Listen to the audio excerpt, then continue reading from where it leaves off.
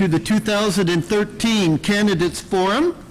This forum is sponsored by the Edmonds Chamber of Commerce and the Economic Development Committee of the Chamber. My name is Chris Cuse. I'm the moderator for this evening's forum. Tonight's forum will feature candidates running for the Edmonds School District Board of Directors and also candidates running for the City of Edmonds City Council. Before we start this evening, we will have a representative from the Port Commission, not a representative, but a candidate running for Port Commission. There are three current commissioners running for re-election. Two of them will not be able to be here tonight, but the third one, Commissioner Ferris, will be allowed a 3-minute opening statement this evening before we start the forum. The questions for the candidates this evening has been formulated by a task group made up of members from the Economic Development Committee and the Advocacy Committee of the Chamber. I want to ensure everyone here and everyone watching this broadcast this evening that no one knows the questions outside of this very small task group. The format for this evening's forum will be the candidates will be given 2 minutes each for an opening statement, and then there will be a question and answer format after that. And then at the end of the time for the school board candidates and the city council candidates, they will have time for a closing statement of 1 minute. The forum is being televised live right now on Channel 21 and Channel 39 and will be rebroadcast at 4:00 p.m. each day up to Election Day. The forum will also be broadcast on myedmondsnews.com starting either tomorrow night or first thing Wednesday morning, and that will be available at your convenience at any time up to Election Day. The timekeeper this evening is Jan Kavadas. Jan is a member of the Economic Development Committee and of the Chamber, and she is our timer.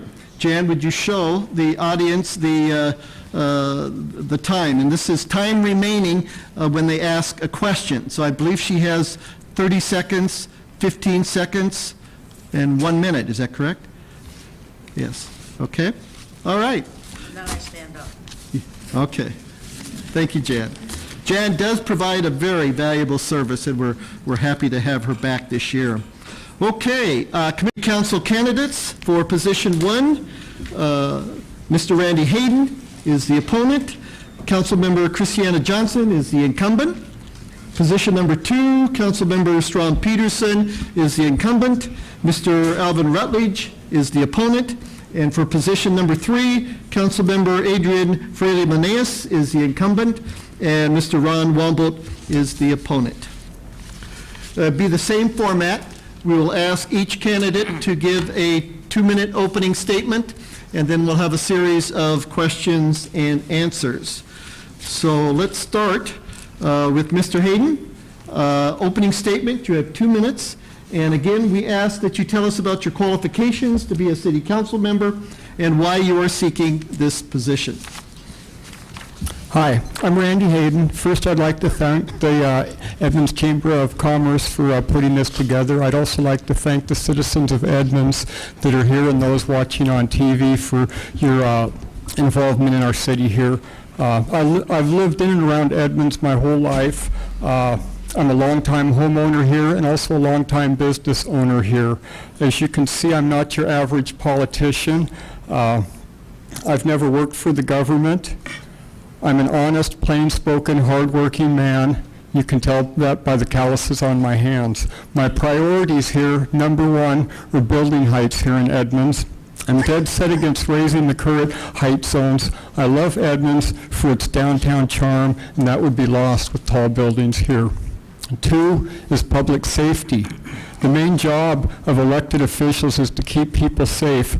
Leaders should lead by example. I would propose that we should eliminate health care for the part-time city council members, allowing us to invest more money in our police, fire, and Medicare services here, our medic services.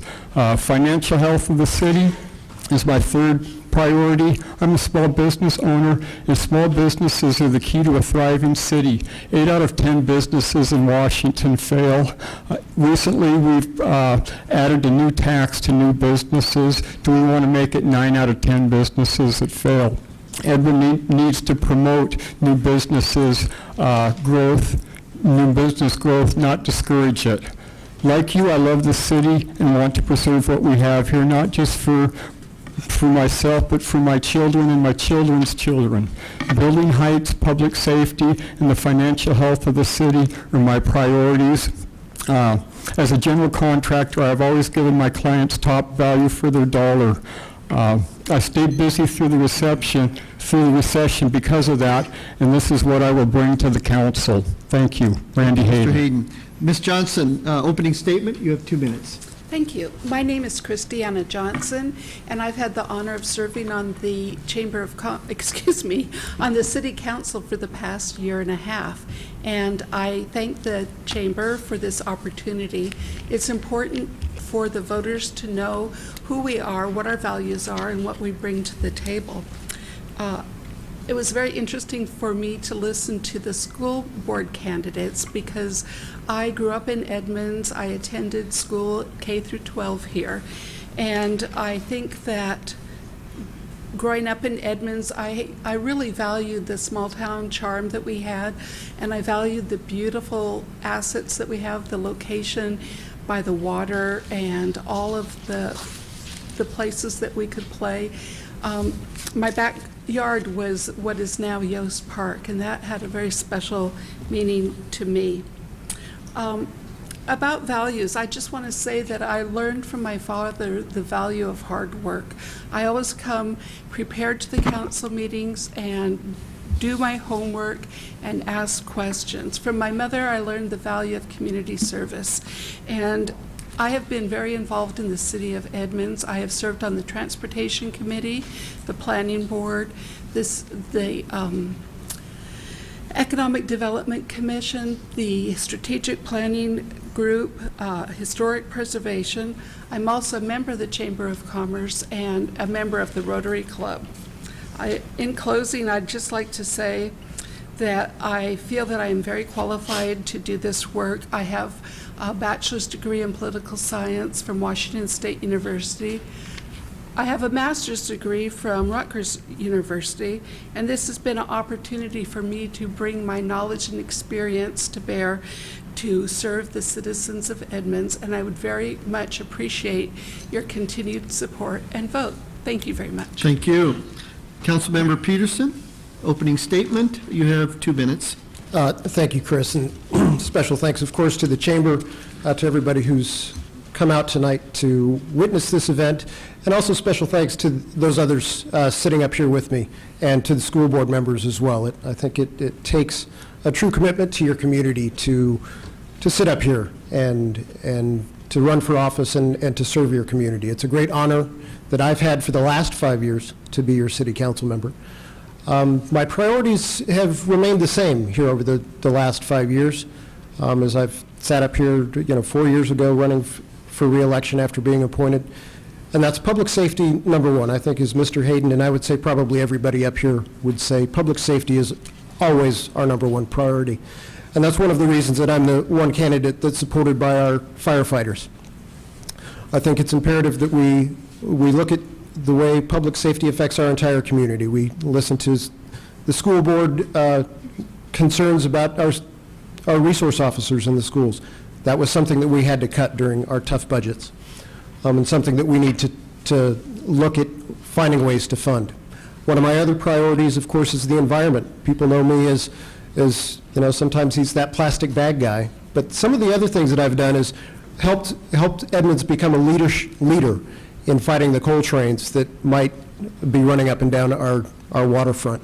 And I think that's very important, where I've joined with Mayor McGinn, with many tribal leaders throughout Washington to take on the coal trains. And I think that's something that's important, not only environmentally, but economically. Leads to my third point.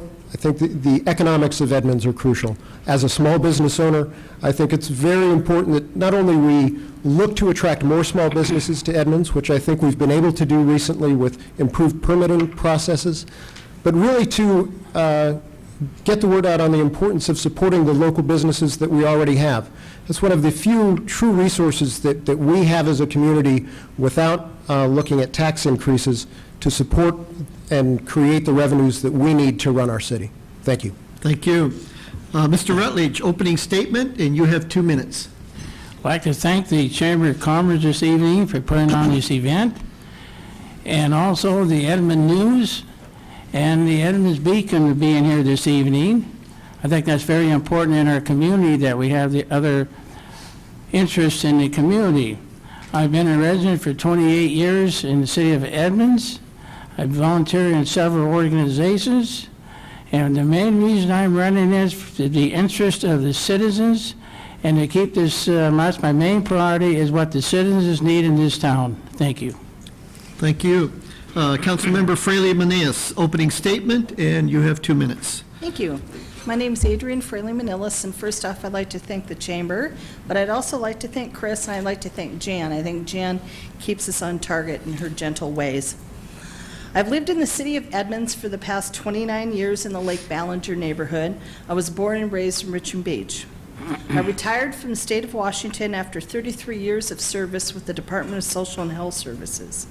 I've had a very long career as a public servant assisting people in our state. You will see by my community involvement that I have a well-rounded experience in working in a team environment, looking for ways to resolve issues and supporting those who need assistance. I can also make the hard decisions when needed. I'm an active volunteer in our community, serving at the Edmonds Senior Center, my church, Special Olympics, and at the Edmonds School District. Not just sitting on boards and commissions, but doing the hands-on work that really affect the lives of the people. I've served on the City Council for the last 4 years, and this last year as Council President Pro Tem. I've worked to cut spending while keeping Edmonds unique. I voted against giving the City of Woodway subsidized police services that could have given the taxpayers about $200,000 annually. Worked with the employees to stabilize costs so we didn't have to raise taxes. Voted no on raising building heights in the view corridor. I'm against the coal trains polluting our waterfront, and I support the interurban trail connecting us to Shoreline and Mount Lake Terrace. I support sensible redevelopment of Highway 99, Westgate, Five Corners, and Furdale. I've been supported by current City Council members as well as former City Council members Orvis, Pluckett, Dawson, and Bernheim, the President of the Edmonds Police Officers Association, Governor Inslee, Snohomish County Executive Lovick, Snohomish County Council Chair Wright, and every state senator and representative representing Edmonds. I am openly supported by dozens and dozens of Edmonds citizens and leaders. Thank you. Thank you. Mr. Rombold, your opening statement, and you have 2 minutes. Yes, thank you. I first wish to thank the Chamber also for organizing this event again for us. And good evening, ladies and gentlemen. I appreciate you all showing up and spending your evening here with us. I have lived in 98020 for 34 years now. A little over 10 years of that time here in this city we all love, Edmonds. Because I love this community, I was one of the community activists that successfully battled to keep King County's wastewater treatment plant, Brightwater, out of Edmonds. I went on to become a city council member for 4 years. During my term, I twice was council president pro tem, chaired the finance committee a couple of times, and served on numerous committees, many of which I remain on as a citizen volunteer. I have been doorbelling since the middle of June. Citizens are telling me that they have too much conflict, they see too much conflict amongst city council members. President Obama's campaign theme was hope and change. I am your best hope for change on our city council. I have had considerable experience resolving conflict during my career as a senior vice president of Fluke Corporation headquartered in Everett. And as the father of 5, who were all teenagers at the same time, and now 7 grandchildren, no doubt you can all understand I have been able to gain some experience in resolving conflicts. I'm totally committed to finding the funds for police, parks, and street improvements, that is sidewalks and pavements. I will find common ground among council members in order to improve economic growth, create affordable housing, and minimize taxes. My commitment has earned me exceptional local support because they trust my work ethic and my judgment. Among my long list of supporters is every elected mayor for the last several decades. Councilmember Yamamoto, retired police and fire chiefs, former Edmonds directors, and former Edmonds School District assistant superintendents, as well as the Affordable Housing Council of King and Snohomish County. Thank you. Thank you. We'll now start the question and answer portion of the forum tonight. Mr. Rutledge, you will be leading off with the first question. This question will be asked of all candidates this evening. The question is, in reviewing the cutbacks the city has made over the last several years, cutbacks in staff, law enforcement, street maintenance, landscaping, and parks, what are your priorities for reinstating positions based on available funds? Mr. Rutledge, you have 1 minute to answer the question. I think that's a little bit misleading. As you know, in 2009, we sold the 3 stations for fire district. We sold 17 vehicles. It was $8,300,000 for the fire stations, $1.3 million for the vehicle, almost $11 million. The last 4 years, we have received $2 million a year. That amounts to almost $11 million. We have $10 million in the bank now, which means with all these layoffs we had in the past, we have not got any place.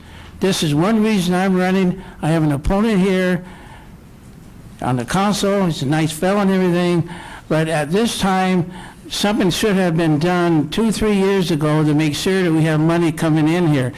It's not going to happen. 215 is coming around. We're not going to get $2 million a year. We're getting $2 million a year the last 5 years. Thank you. Thank you. Councilmember Peterson, same question. Would you like it repeated? No, I think I'm fine, Chris. Thank you. You have 1 minute. Thank you. Number one, as I said in my opening statement, is public safety. We're a growing community. We're not growing quickly, but our population is growing. So having fewer officers on the street today than we did 5 and even 10 years ago is a big concern. So I'm, of course, looking to that. The other big elephant in the room, or maybe on the streets, are the streets. As I think everybody who probably drove here knows, we've got more potholes and we have more street deterioration than we've had, and the situation's only getting worse. If we don't start paving streets now, it's only going to get more expensive. So I've been talking with Phil Williams, our Public Works Director, on trying to find ways to increase funding for streets. We've looked at some of our REIT revenues and how we might be able to reallocate those. I've worked with our state representatives to try to get a more comprehensive transportation package to give cities and smaller communities like Edmonds some flexibility in ways to fund street maintenance and street preservation. And that goes, hand in hand with some of the issues with the chamber. Is if we don't have a good infrastructure system, how are we going to attract good businesses? How are we going to really prosper as a community? So public safety and streets, those were the 2 things that I would fund. Thank you. Mr. Wambolt, same question. You have 1 minute. Well, the most recent projections of the economic outlook for the city from the finance director indicate that the city's in pretty darn good shape for the next several years. However, there is not enough money projected to come in that will allow the restoration of any of the cuts that have been made. There will be some extra money there for one-time expenditures, but not ongoing expenditures like the 3 police officers we need to restore. That would be my first priority, if we can come up with some extra money, is to restore the 3 police officers that have been cut this year. And the same as what Strom has said, I think street pavement is next. I live on Dayton Street between 5th and 6th, and our Public Works Director uses that street as an example of a street that has really been allowed to deteriorate, but there's several more like that around the city that'll get even worse if we're not able to spend some money on street overlays, and I do have an answer for that. Thank you. Thank you. Councilmember Fraley Manias, same question. You have 1 minute. Would you repeat it for me? The question is, in reviewing the cutbacks the city has made over the last several years, we're talking about reductions in staff, law enforcement, street maintenance, landscaping, and parks, where are your priorities for reinstating positions based on available funds? Thank you. I think probably the biggest area of concern for me would be the safety issues, to ensure we have adequate police and fire services to serve the 40,000 people that live in the city. But coupled with that, I hear the comments regarding the streets, and the streets downtown are getting small repairs as time goes on. What I think about when I think of streets is I think about the outskirts of Edmonds that have no sidewalks, that have broken pipes or broken items along the side of the road that kids must walk through and walk around. I think those are the areas that we need to really focus on for our streets, is to take a look at the safety in all areas of Edmonds, not just within the downtown core. Thank you. Councilmember Johnson, same question. 1 minute. Would you like it repeated? No, thank you. I'm afraid I have the same answer. My top two priorities are public safety and transportation. Last year I served on the Public Safety Subcommittee, and I had the opportunity to work with Chief Compan, and I learned that that the street crime unit was basically disabled due to retirements and promotions, and over time the police department has lost about 20% of its personnel. I think that what we need to do is rebuild that street crime unit, develop a crime prevention program, and it may take more than 1 year. The other top priority for me is transportation. As a retired transportation planner, I know the importance of maintenance and operation of our city streets. We have not had a regular revenue fund for that, and that needs to change. Furthermore, we have to make sure that we have a complete street system that allows for future growth and development, and I will work very hard to do that. Thank you. Thank you. Mr. Hayden, same question. You have 1 minute. Well, I tend to agree with everyone else that public safety is one of my prime objectives. I'm looking at the projected incomes and expenses of this year and next year, and from what I've got here, we're still going to be facing a shortfall. I think the only way we can put police back on the streets is to make some cuts in our budget, like I proposed before, the elimination of health care for council members. That's one small cut, but I think we need to go through our budget line by line and prioritize putting safety as our first concern. And I do agree that streets are a high priority too. We rely a lot on tourists coming in here, and if our roads are all beat up, we're going to lose a lot of income through that route. So I really think that, streets are a high priority, and public safety, number one. Get more police back on the streets. Thank you. The next question, again, will be asked of each of you. We will be starting this round of questions with Councilmember Fraley Manilis. And the question is, in regards to city street repairs, and most of you had mentioned that already tonight. The Public Works Director came to the City Council meeting several weeks ago and identified several examples of how to raise additional revenues to address the problem. And the problem is starting to reach a critical level here in the city. What options or option do you support in regards to addressing street repairs? And we'll start with Councilmember Johnson. Oh, thank you. Ms. Johnson, would you speak up? Some of us cannot hear you. Thank you. The question has to do with street repairs.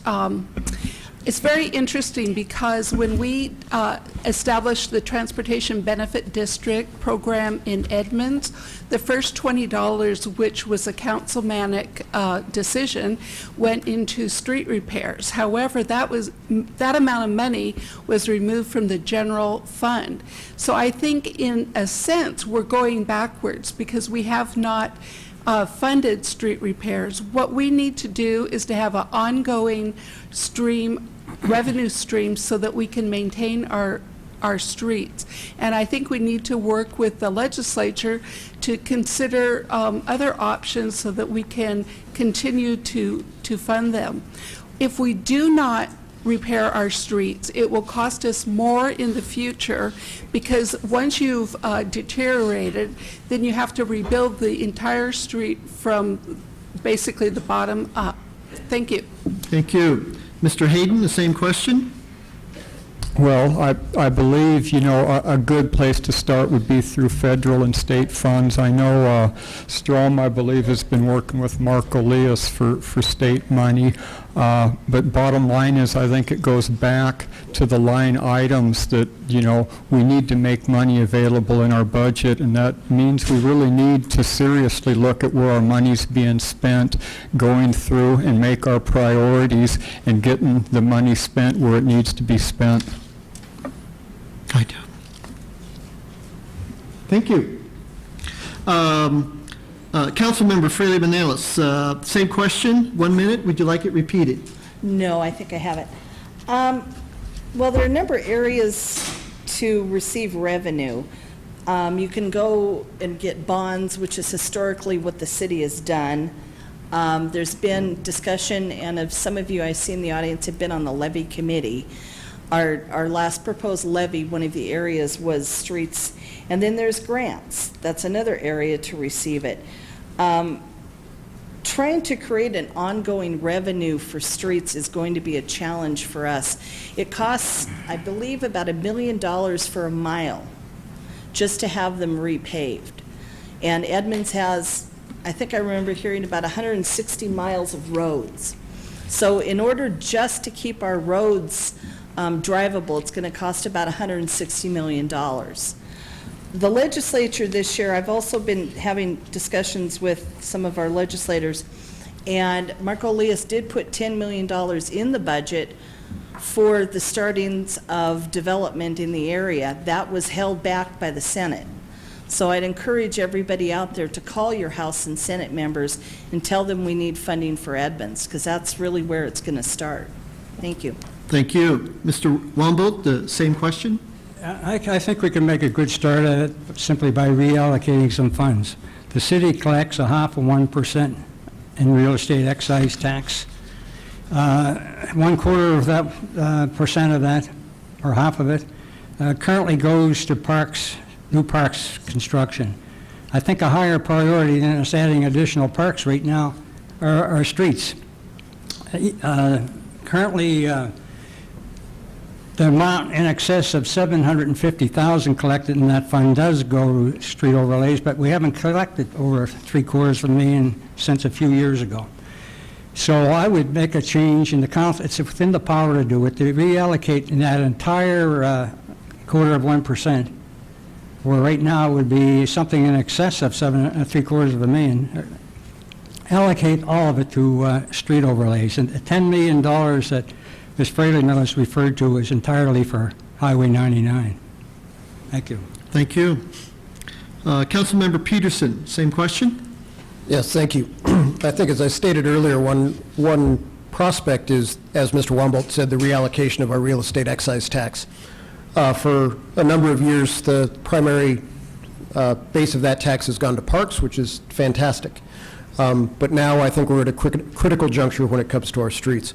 So I think we've begun discussions within the council about that reallocation, which would be kind of a drop in the bucket. As Mr. Wambold pointed out, that's $750,000 a year. The one advantage that we do have is our tremendously talented city staff who has garnered millions upon millions of dollars of federal grants. So we can use some of that money to as matching funds for some of these state and federal grants. And again, as Mr. Hayden, Ms. Fraley-Manilis pointed out, a lot of this is going to have to come from the state to give us a little more flexibility. I think our MPD and other options that we may have coming down the road are going to be crucial. But for the short term, and what we can do as a council is the real estate excise tax. Thank you. Thank you. Mr. Rutledge, same question. You have 1 minute. Street improvements. All you have to do if you got a pothole in front of your house, call the Public Works Department. They'll come out and they'll fill it for you. That's right. I brought this up several times. Very few people call. The streets are in bad shape in a lot of areas, but the public does not come out and come right at you. We're talking grant money for one thing, for another thing, for another thing. This is not going to be a grant city. You got to operate this city on your own money. Thank you. Thank you. Next question, again, is for all of you. The question is, the city attorney says that the city is not obligated to allow recreational marijuana businesses in the city of Edmonds. What is your position on allowing recreational marijuana businesses in the city, and why? Mr. Womble, we'll start with you. Good question. Thank you. I wish I had the answer. I take a position on this, and then I listen to some other people speak, and I take another position. And I'm beginning to think probably the most reasonable way to deal with this is to ask our citizens what they would like. As I understand it, the state has allocated 2 stores, I think, to Edmonds. 2. But that may be too many for some people and not enough for some others. We need to go and get a reading from our citizens what they would like to have done. I don't have a firm position on it. Thank you. Thank you. Councilmember Fraley-Manilis, same question. I do have a firm on it, and I do believe that it would benefit not just the citizens, but the city to allow marijuana dispensaries within the city. We would have to put in certain clarifications, such as where it could be sold, the same as they do with liquor stores. I think marijuana can be used for a number of things. It's not just for adult use. It can be used in a medical purpose, too. So I think the tax dollars would be great. I think us continuing to fight this drug issue on marijuana is taking way too much time from everybody, including our police.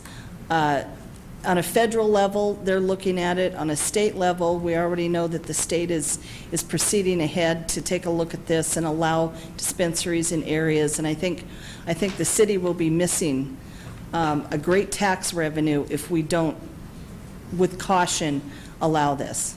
Thank you. Thank you. Mr. Rutledge, same question. 1 minute. I disagree. The answer is no, except we have a hospital here in Edmonds. That's where you go. As you recall, when we had the cigarette problem here, they end up with a room in the hospital where you can come and smoke. You can do the same thing here. Thank you. Councilmember Peterson, same question. 1 minute. Great. Thanks, Chris. I don't think, if anybody watches council meetings, I don't think this will come as much of a surprise, but I'm in full support of allowing businesses in Edmonds for recreational marijuana. I think the citizens have spoke. I think the passage of 520 by quite an overwhelming margin across the state, and especially here in Puget Sound area, it took, up near 60%, I believe, in our region. So I think the people do believe in that. I think, as Ms. Fraley-Manilis pointed out, I think the drug war, especially dealing with marijuana, has been money that's been poorly spent. I think the money that can be generated through the tax revenues can be a real boon to the city and answer at least some of the questions that we've had before, whether it's road maintenance or public safety. I think the state has done an excellent job in putting together a framework so that these are placed in areas that will be away from schools, away from children. But I think it's important that we look at this realistically and that we take advantage of the potential tax revenues. Thanks. Thank you. Councilmember Johnson? I would appreciate if you would repeat the question. The question is, the city attorney says that the city is not obligated to allow recreational marijuana businesses in the city of Edmonds. What is your position on allowing recreational marijuana businesses in the city and why? I believe the attorney advised the city council that we could consider banning marijuana or not, and he advised that we follow the state Supreme Court. I believe the city of Kent was banning that. The next logical step that the city council was considering was to have this addressed by the three committees, the Public Safety Committee, the Parks Planning Personnel Committee, Parks Planning and Public Works Committee, rather, and the Finance Committee. I think we need to know a lot more about this. The state has allocated 2 recreational marijuana facilities for the city, but we need to know what that revenue stream is. How will the police deal with violations, particularly related to driving under the influence?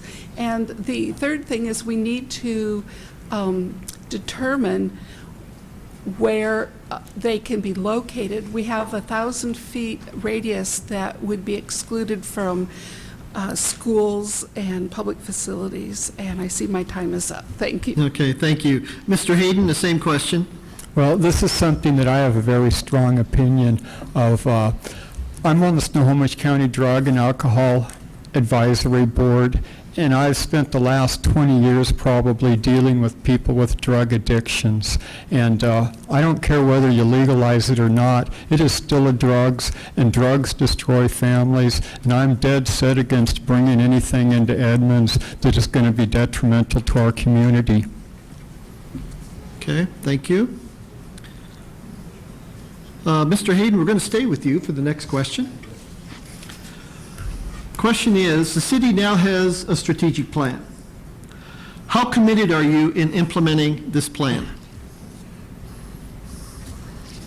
Well, I'm not fully aware of what the exact plan is, so it's hard for me to tell you how committed I am to pushing this plan.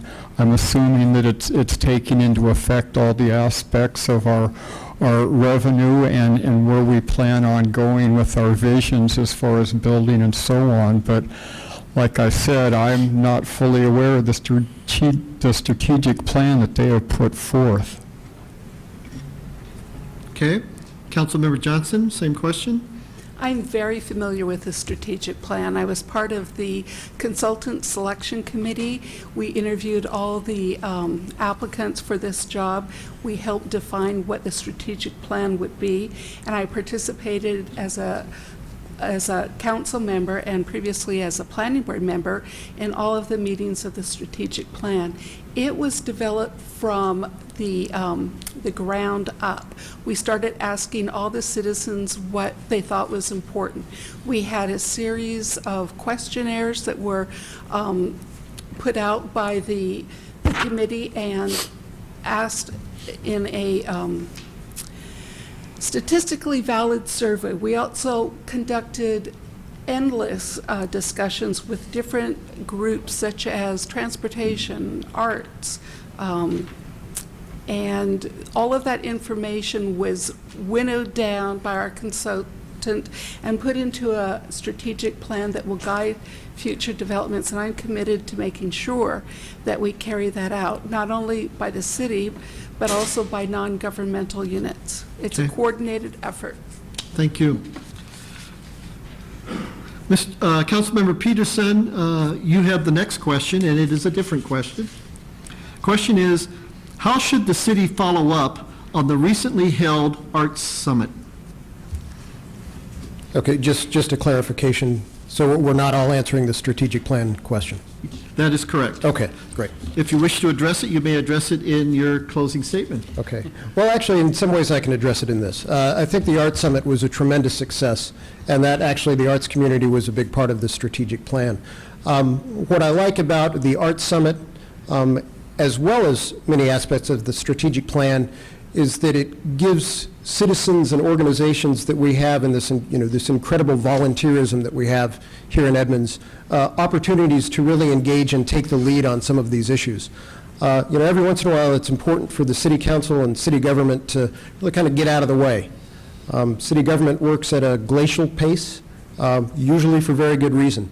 So I think with the Arts Summit and getting these arts organizations together, I think if especially they can take that momentum and work together to create more tourism opportunities, to create just a stronger arts community, which we already have an incredible one.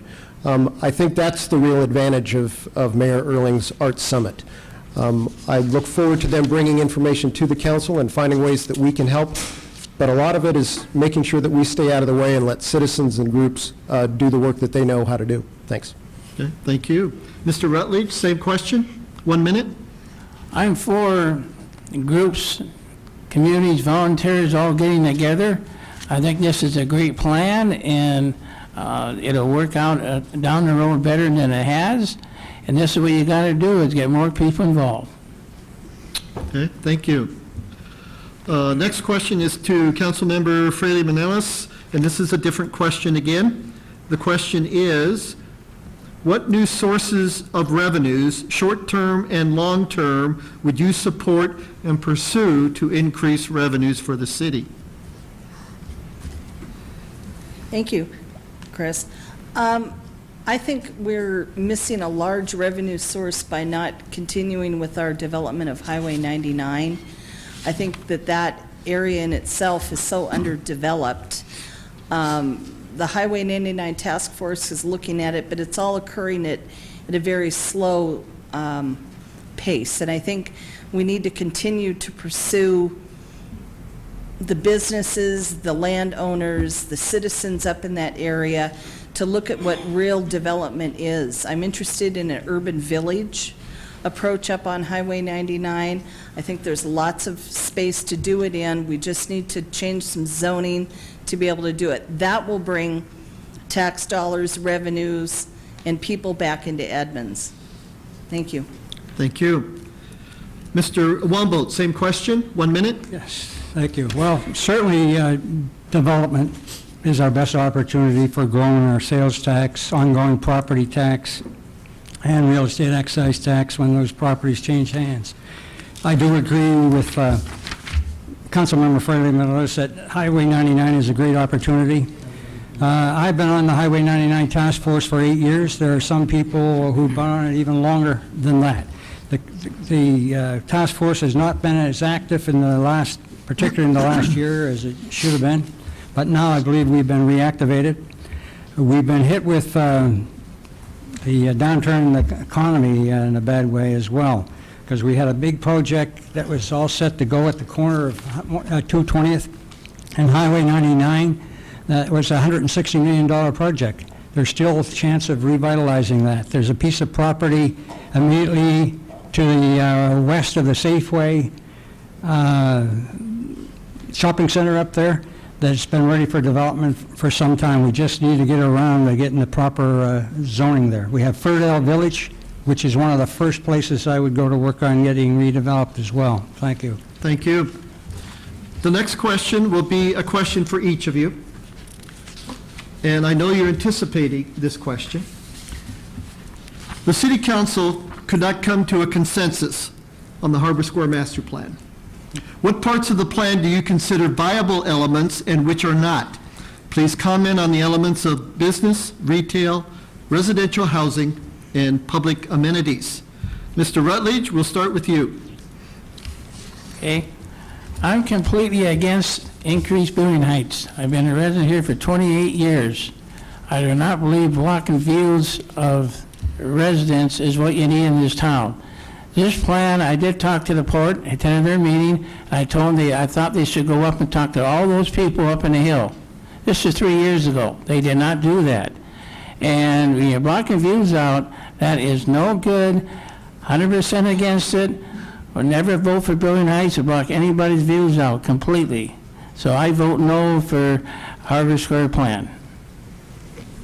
Thank you. Councilmember Peterson, same question? Sure. There were some positives and negatives in that plan, as there are in any plan.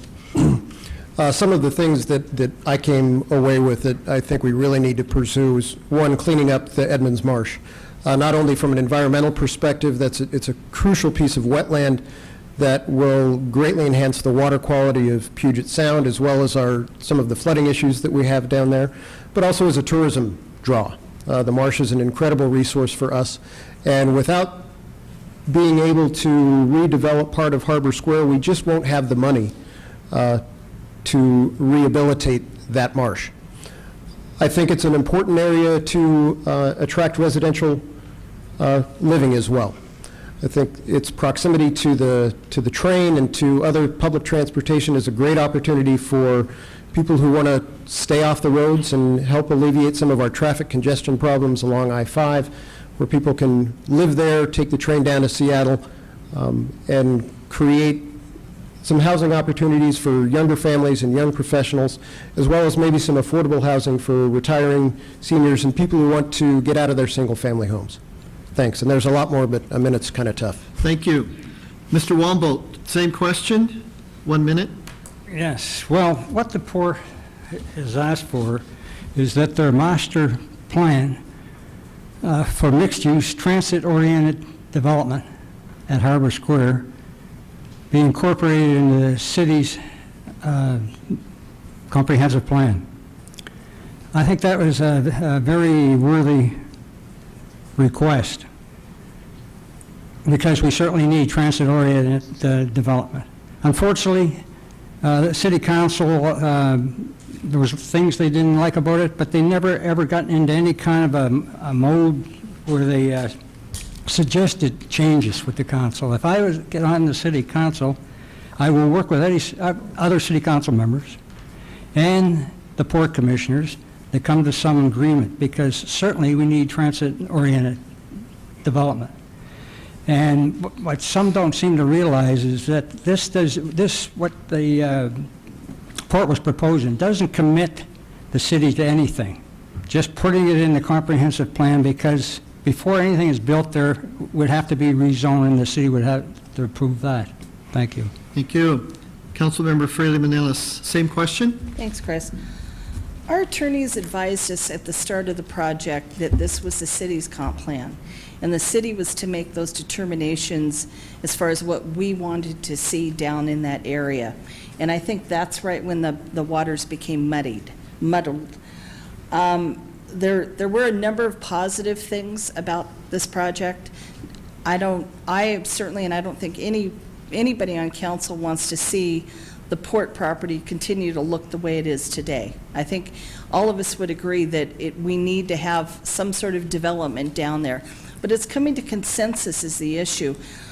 The council was not individually worked with regarding this plan, and unfortunately, a lot of it wasn't, our opinions weren't asked much prior to the plan being introduced itself. We were given pictures of condominiums, but we weren't really given that opportunity to interface and have a whole lot of discussions about what we could see.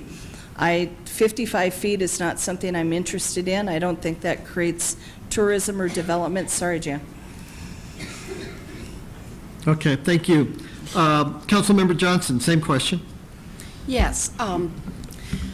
Many of you know that the Harbor Square area was developed in 1987. It was intended to be a light industrial, marine-oriented development, and times have changed. We have light rail that has now come into the city of Edmonds, and the port has updated their master plan as required by the state. What I think is interesting is that when the plan was first proposed, It went through the planning board, and I attended every single one of those meetings. I feel like I'm very educated on what the port's plan was. I met on the port property and had a personal tour. I've had many discussions with the port members. The problem with the plan is that it is a very large bite for people to consider, and the number one concern was building heights. But at the same time, in the strategic plan, it was considered the number one priority for the city. I believe we need to continue to work together to find a solution for that area. Thank you. Thank you. Mr. Hayden, same question, 1 minute. Well, I would like to see something done with that chunk of land. I really think it could be a valuable asset for the city of Edmonds. The marsh there, the highlighting of it, like I said, a very valuable asset. But, I think the big turnoff was the 55-foot height limit. If they had to come with a proposal that didn't have that, I think it would have gone through no problem. But once you allow 55-foot buildings in one spot on the downtown corridor, then you're opening the door to litigation and lawsuits to allow it elsewhere. And I don't think that that's a road that we want to go down. I don't think that citizens of Edmonds want to allow a judge to make that decision how high our buildings are going to be downtown. Thank you. The next question will be asked of each of you. We'll start with Councilmember Fraley-Manelis. The question is, the Edmonds Center for the Arts begins its 2013-2014 performance season on October 5th. To what extent do you consider the ECA an economic driver for the city of Edmonds?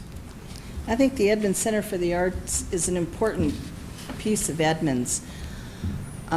It draws people from Edmonds as well as the surrounding areas down to enjoy the shows they have. With that, they have dinner in the downtown core or maybe even in the outer part of Edmonds. They go and they might stay in our hotels, and I think it's a great place. I've attended numerous shows there, and I think they get great acts, and I encourage people to go online and take a look at their website and come on down to Edmonds and enjoy a night. Okay, thank you. Mr. Wambolt, same question. Yes, well, obviously, it's a big asset for our city, and I don't, because it promotes tourism. And I don't believe we primarily need tourism for raising money for the city, because it isn't a big income producer for us. All of our downtown produces a fair amount of sales tax, but one auto dealer on Highway 99 produces more. I think why we need to have tourism is to keep our businesses that we have economically viable, so we don't have open storefronts, so that our citizens, when they roam around our downtown, aren't demoralized by seeing business that are just not succeeding. We need tourism to keep our downtown viable, and that's one of the biggest assets I believe our city has compared to our neighboring cities. Thank you. Thank you. Mr. Hayden, same question. 1 minute. Well, I believe it's a very important part of Edmonds, the whole arts industry downtown, the tourism that it brings in.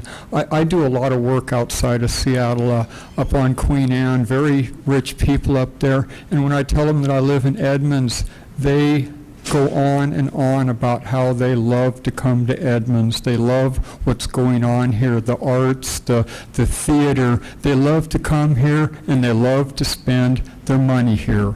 I talked to a guy from Germany a month ago who spent a day in Edmonds, and that was the highlight of his trip here to the Seattle area. I really think that, our economic development really needs to be focused in these areas.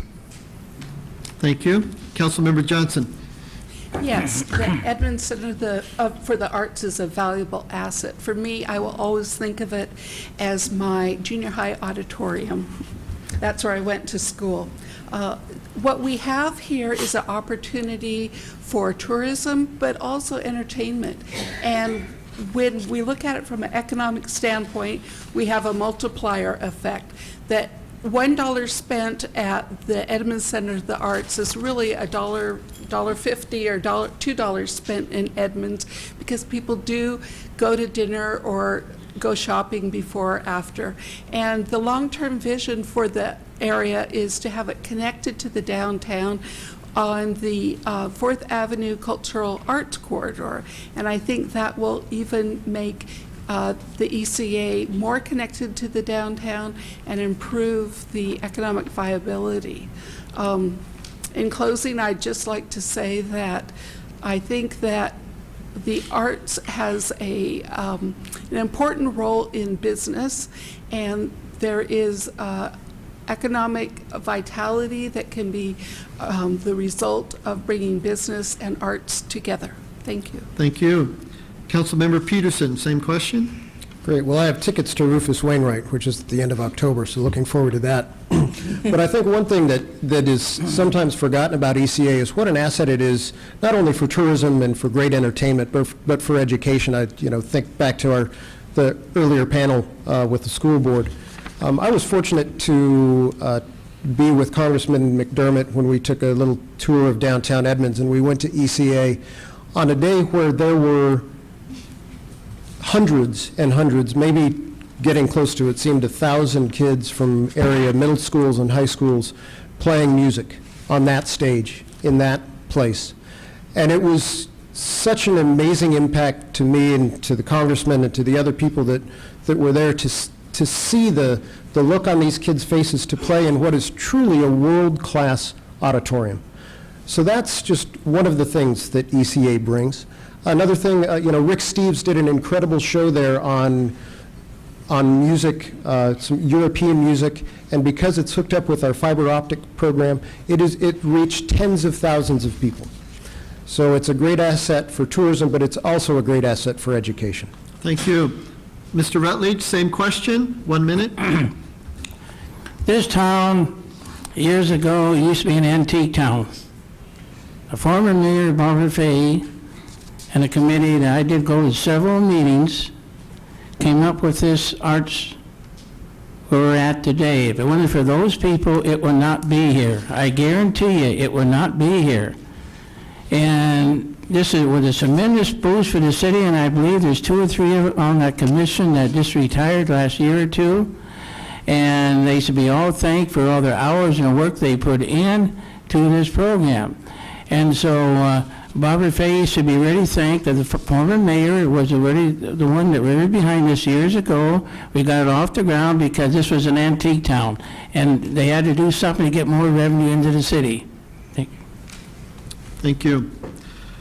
The next several questions will not be asked of each of you. We'll start with Council Member Johnson. The question is, the state of Washington has eliminated tourism from its budget. Should the city of Edmonds help market tourism for its programs? Why or why not? When the state eliminated tourism, that responsibility fell upon local jurisdictions in the county.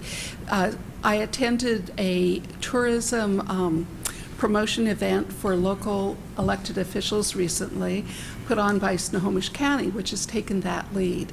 And what's really interesting is that tourism is the number 3 business in Snohomish County. It's behind the Boeing aero industry, and second is farming, and the third is tourism. This was brought home to me at that meeting.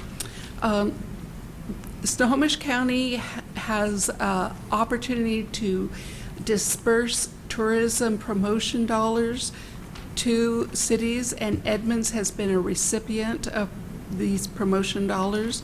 And I think that although the state no longer has a tourism bureau, we are fortunate that we have a good one at Snohomish County, and that we have staff in the city who work very diligently to conduct that work as well. Thank you. Mr. Hayden, same question. To answer the question, yes. I believe that this is an avenue that we really should pursue. Like I've said before, you know, tourism, the arts we have to provide here, you know, is the avenue to bring the tourists here. I would really like to see us get more focused on presenting stuff in downtown Seattle. We have the Sounder train. We have tour ships that head out, you know, 3 or 4 almost daily sometimes out of downtown Seattle. These tourists come in and they spend 3 to 5 days in Seattle before they hop on their boat up to Alaska.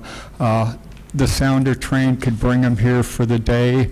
I would like to see us maybe promote having some bed and breakfasts here, maybe some tax breaks to stimulate that interest here in Edmonds. The longer we can get tourists to stay here, and the more tourists we have, the more revenue that we'll have to promote this type of business. Thank you. Mr. Rutledge, you have the next question. The question is, identify one regional issue that will impact the city of Edmonds over the next 5 to 10 years, and how should this issue be addressed? Well, the big issue is your cost of increase expenses in the city compared to what you're going to bring into the city. And this is where you're up on Highway 99, for example. I went to the Linwood City meetings all the time, off and on, and they're next to Edmonds, but they're trying to get in, no height limit there. And so to bring in more revenue. So the problem we have here in this town is to bring in more revenue to keep the city afloat in 4 or 5 years. 2015 coming, we're losing $2 million a year here off this fire district contract, and you got to get that replaced, and that's not too far away. Thank you. Thank you. Mr. Peterson, Councilmember Peterson, same question. Coal trains.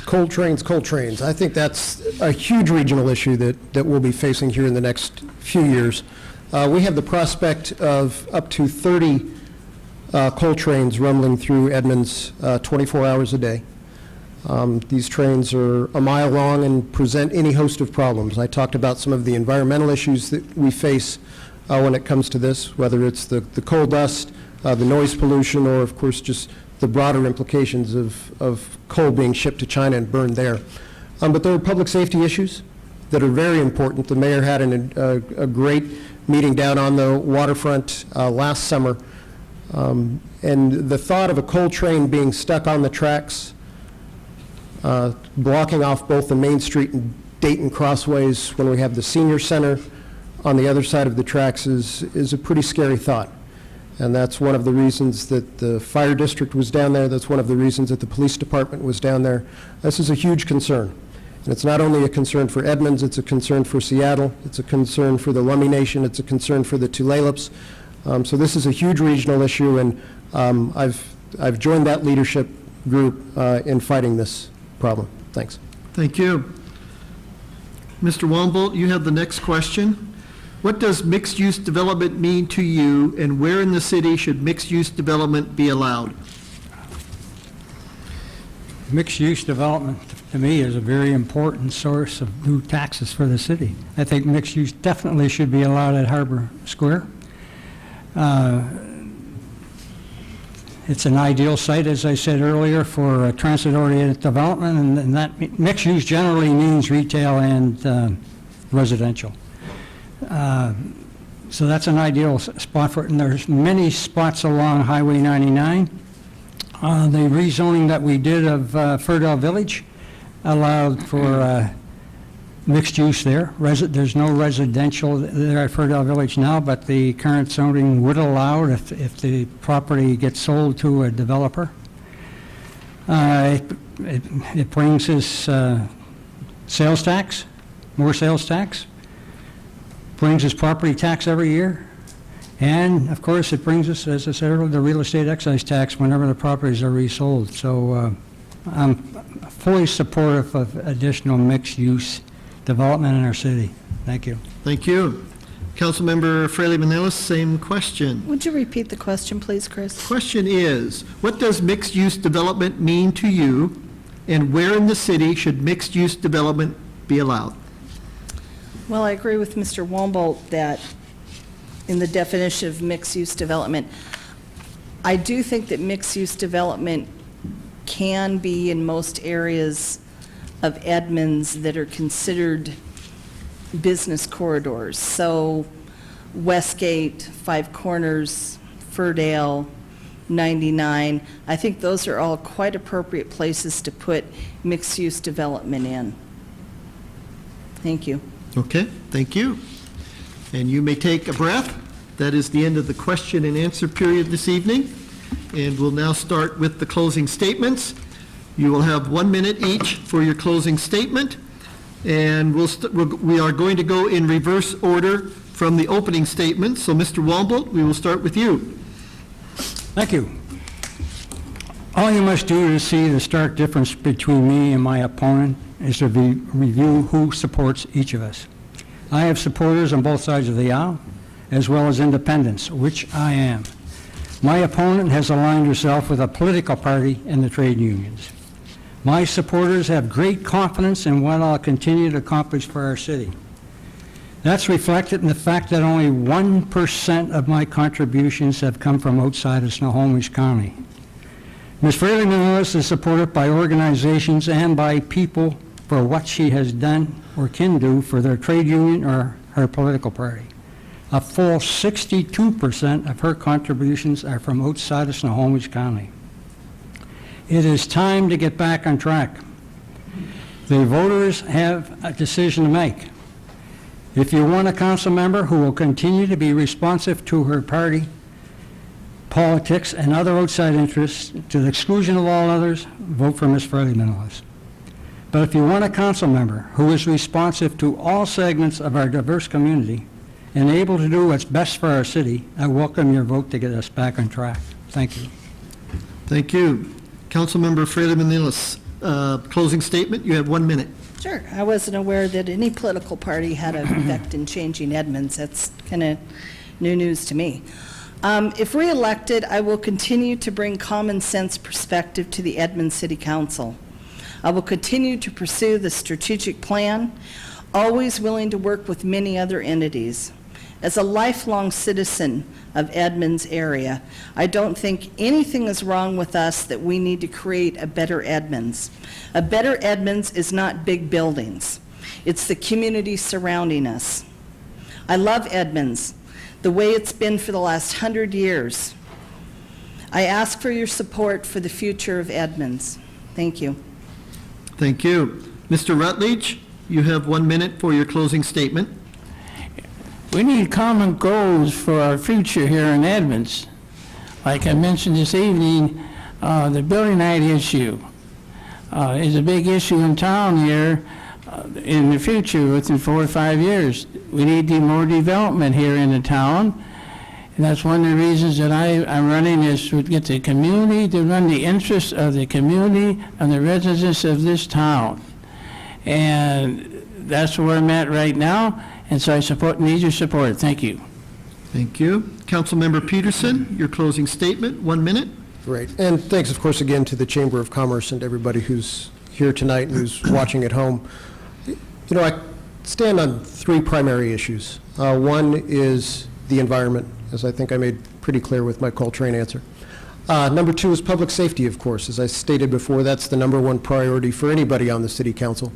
But that's something that I hold dear to my heart, and again, is one of the reasons that I've been supported by our local firefighters, not only this year, but in the last election.